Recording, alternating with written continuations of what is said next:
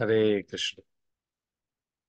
তো আজ রবিবার, এবং আপনারা সকলে হরিনাম করার জন্য একসঙ্গে উপস্থিত হয়েছেন এই জুমে। তার জন্য সকলকে অনেক অনেক ধন্যবাদ। তো আজকে শ্রীমদ্ ভাগবতম থেকে আমরা একটি গুরুত্বপূর্ণ শ্লোকের উপরে আলোকপাত করার প্রয়াস করব, যেখানে গজেন্দ্রের প্রার্থনা থেকে। গজেন্দ্রের লীলা আপনারা কম বেশি হয়তো সকলেই জানেন। তো গজেন্দ্র যে গজেন্দ্রের যে লীলা, সেটি শ্রীমদ্ ভাগবতমে অষ্টম স্কন্ধে বর্ণিত হয়েছে। তো এই অষ্টম স্কন্ধের একটি শ্লোক হচ্ছে অষ্টম স্কন্ধের তৃতীয় অধ্যায় 17 নম্বর শ্লোকটি। খুবই গুরুত্বপূর্ণ একটি শ্লোক। তো শ্লোকটি এরকম: মাদ্রিক প্রপন্ন পশুপাশ বিমোক্ষণায় মুক্তায় ভূরি করুণায় নমো অললায় অল অল অল আয় সংশেন সর্বতনুভৃত মনসি প্রতি প্রত্যক দৃশ্য ভগবতে বৃহতে নমস্তে। তো এই শ্লোকটি আপনারা মুখস্থ করার চেষ্টা করতে পারেন। তো অনুবাদটি হচ্ছে এরকম: যেহেতু আমার মতো একটি পশু পরম মুক্ত আপনার শরণাগত হয়েছে, তাই অবশ্যই আপনি আমাকে এই ভয়ঙ্কর পরিস্থিতি থেকে মুক্ত করবেন। বস্তুতপক্ষে অত্যন্ত করুণাময় হওয়ার ফলে আপনি নিরন্তর আমাকে মুক্ত করার চেষ্টা করেন। পরমাত্মা রূপে আপনি সমস্ত দেহধারী জীবের হৃদয়ে বিরাজমান। আপনি প্রত্যক্ষ দিব্য জ্ঞান রূপে বিখ্যাত এবং আপনি অসীম। সেই পরমেশ্বর ভগবান আপনাকে আমি আমার সশ্রদ্ধ প্রণতি নিবেদন করি। তো এক বিস্তৃত অনুবাদ, তাৎপর্য ছিল প্রভুপাদ দিয়েছেন। তা আমরা অনুবাদের একটি বিশেষ অংশের উপরে আলোচনা করব। সেটি হচ্ছে, শিল প্রভুপাদ এখানে লিখছেন, শ্রীকৃষ্ণই কেবল আমাদের এই সংসার থেকে উদ্ধার করতে পারেন। প্রকৃতপক্ষে তিনি সর্বদাই আমাদের উদ্ধার করার চেষ্টা করছেন। ঈশ্বর সর্বভূতানাং হৃদয়েষু অর্জুন তিষ্ঠতি। তিনি আমাদের হৃদয়ে রয়েছেন এবং তিনি মোটেও অমনোযোগী নন। তার একমাত্র লক্ষ্য আমাদের ভবসমুদ্র থেকে উদ্ধার করা। এমন নয় যে যখন আমরা তার উদ্দেশ্যে প্রার্থনা নিবেদন করি তখনই কেবল তিনি আমাদের প্রতি যত্নশীল হন। আমাদের প্রার্থনা নিবেদন করার পূর্বেই তিনি নিরন্তর আমাদের উদ্ধার করার চেষ্টা করেন। আমাদের উদ্ধার করার ব্যাপারে তিনি কখনোই অলস নন। তাই এই শ্লোকে বলা হয়েছে, ভুরি করুণায় নম অললায়। তো এখানে ভগবানের এই অহেতুক কৃপার ফলে তিনি সর্বদা আমাদের ভগবত ধামে ফিরিয়ে নিয়ে যাওয়ার চেষ্টা করেন। ভগবান মুক্ত এবং তিনি আমাদের মুক্ত করার চেষ্টা করেন।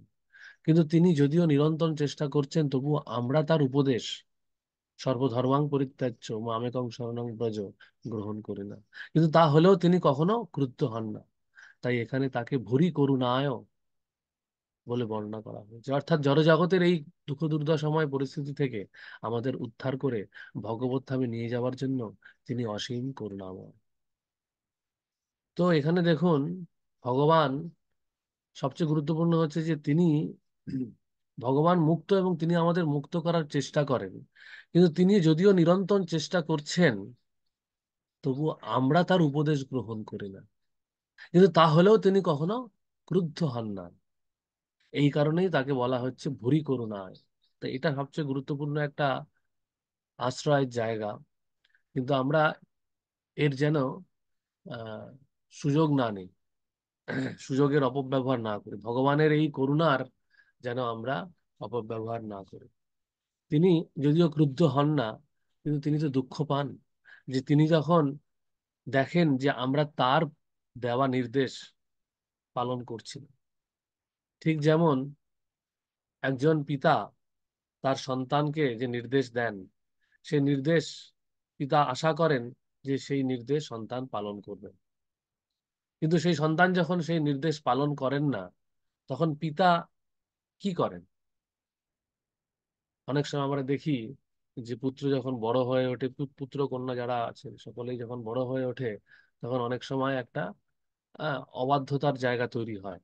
বিশেষ করে যখন হ্যাঁ বয়ঃসন্ধি কালে আসে, তখন সেটা দেখা যায়। তখন একটা স্বাধীনচেতা মনোভাব তৈরি হয় এবং সেই স্বাধীনচেতা মনোভাবের বশবর্তী হয়ে অনেক সময় পিতামাতার নির্দেশ সন্তান সন্ততিটা পালন করতে চান না। তা সেই মতো পরিস্থিতিতে পিতামাতার কি করণীয়? পিতামাতা কি করতে পারে? পিতামাতা মনে দুঃখ পেতে পারে অনেক সময়। আমরা তো আর ভগবানের মতন অত করুণাময়ী নই, কিন্তু আমরা অনেক সময় রেগে যাই, আমরা শাসন করার চেষ্টা করি, কিন্তু তাও অনেক সময় সন্তান সন্ততিরা হয়তো আমাদের কথা শোনেন। কিন্তু পিতামাতা হিসেবে আমাদের সবসময় চেষ্টা থাকে যেন সে আমার কথা শোনে।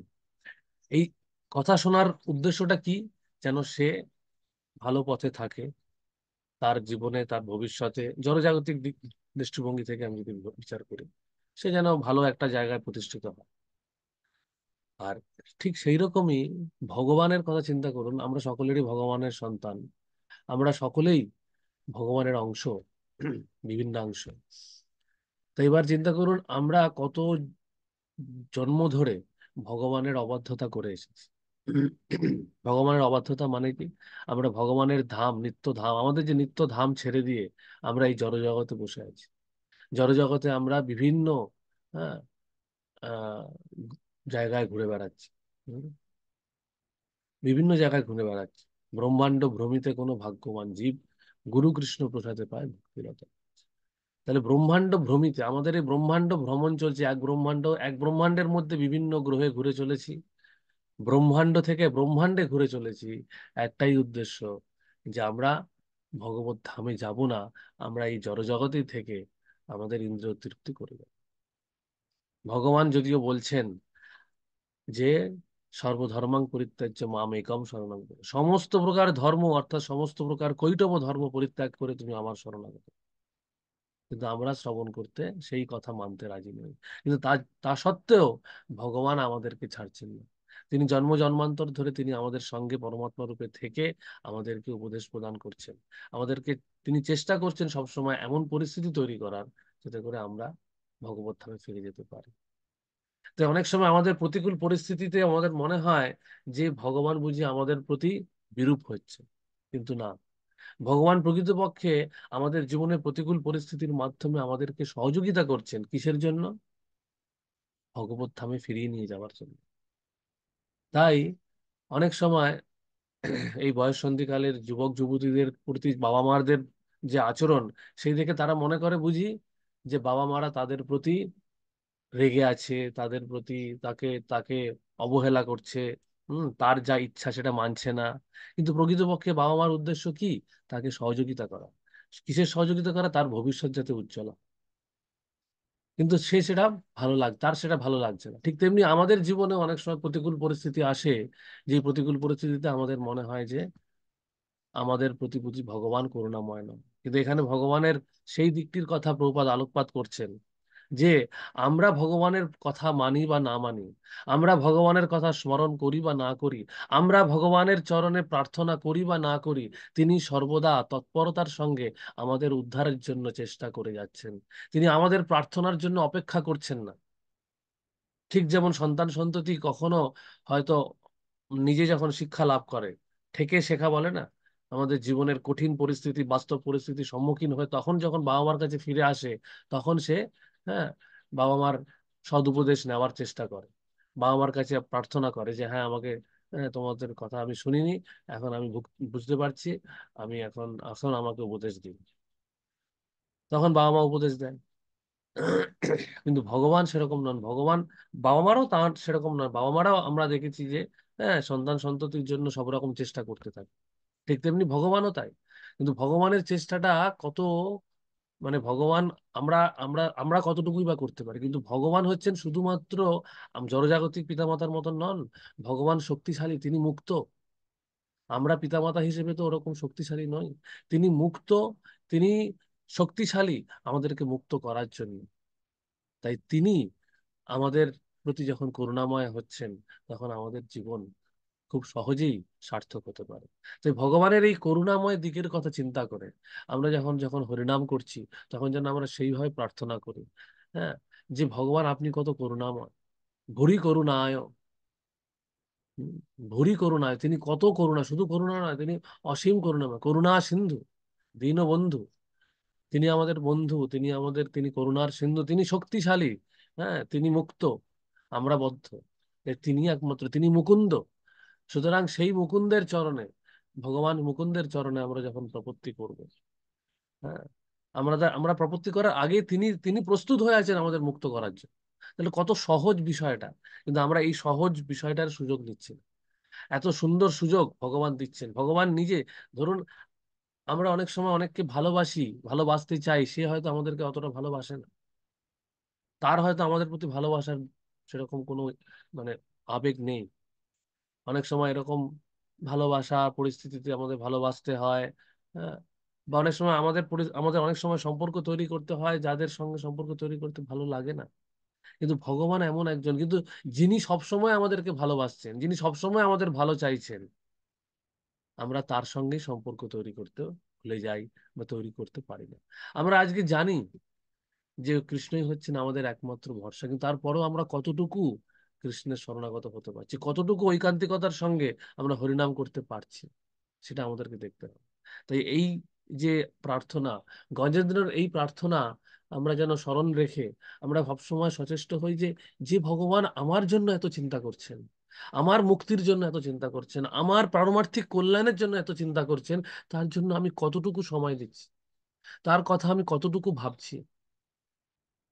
আমি তার কথা ভাবছি বেশি, না আমি নিজের কথা ভাবছি, আমার নিজের সুখ স্বাচ্ছন্দ্য, ভালো ভালো লাগা, খারাপ লাগা এই নিয়ে পড়ে আছি।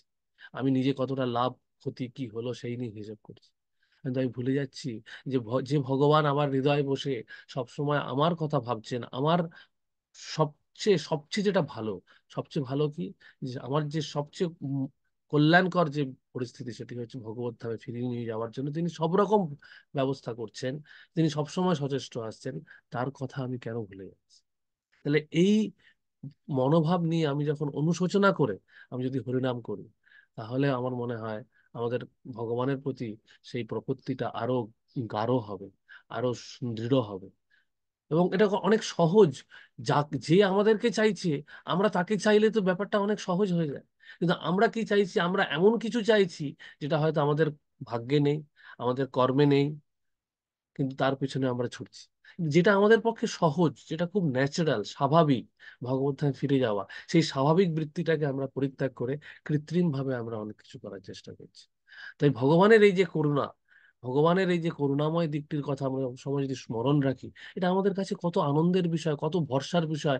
আমাদেরকে দুশ্চিন্তা মুক্ত করে দেবে যে হ্যাঁ, এই ভগবান আছেন আমার সঙ্গে। আর পৃথিবীতে কেউ থাকুক না থাকুক, পৃথিবীতে যা কিছু হয়ে যাক, আমার সঙ্গে সবচেয়ে শক্তিশালী সর্বশক্তিমান ভগবান আমার সঙ্গে আছে। তাহলে আমার ভয়টা কিসের? তাহলে এইভাবে আমরা খুব আনন্দের সঙ্গে নিশ্চিন্তের সঙ্গে যদি আমরা হরিনাম করতে থাকি, কৃষ্ণ ভবনামৃত অনুসরণ করতে থাকি, তাহলে আমাদের জীবন সার্থক হবেই।